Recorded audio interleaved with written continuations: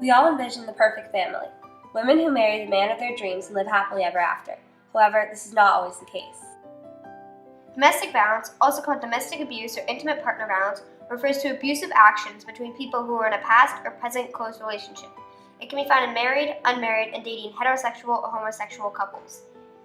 I think abuse is about power and control, so abusive relationships are really characterized by someone trying to control another person.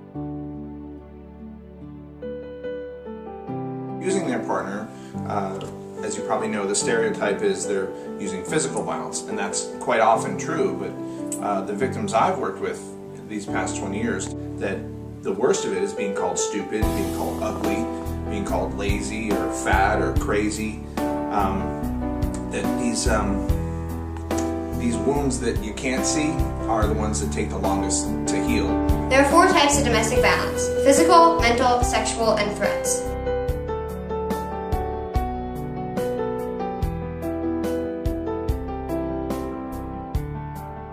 Living in safety is a basic human right, but for too many women and girls, that right remains out of reach.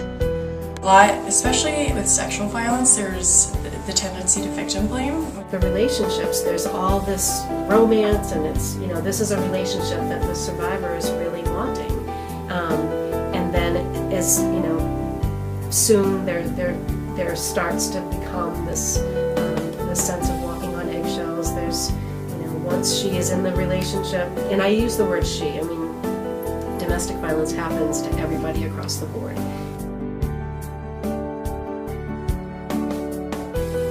Abusers often have low self-esteem.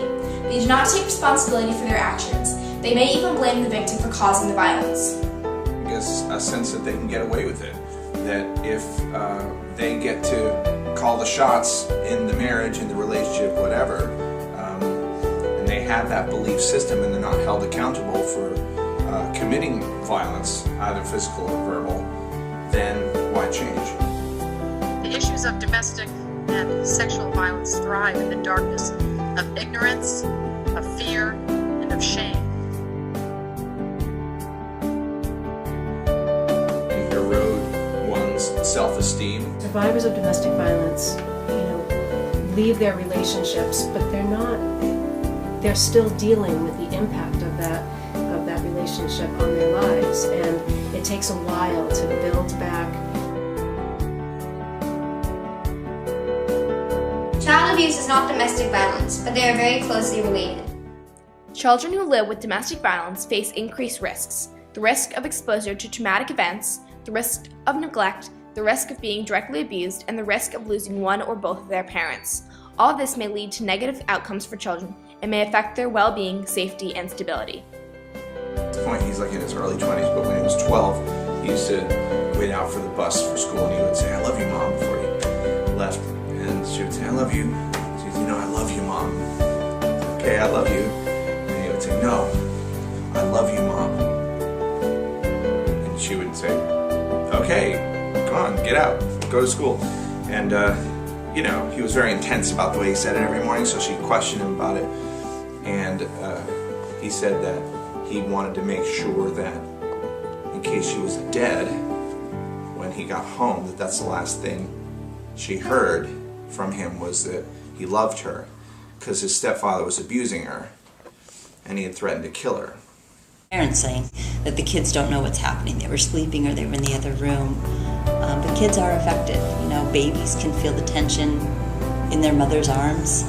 Kids who are affected or who witness or in the home of domestic violence have more sleep problems.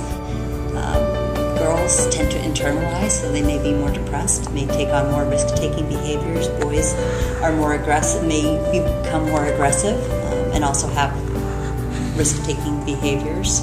Kids also don't do as well in school. They're distracted. These effects fall into 3 categories: behavioral, social, and emotional problems, cognitive and attitude problems, and long-term problems. How could Congress help lower domestic violence rates?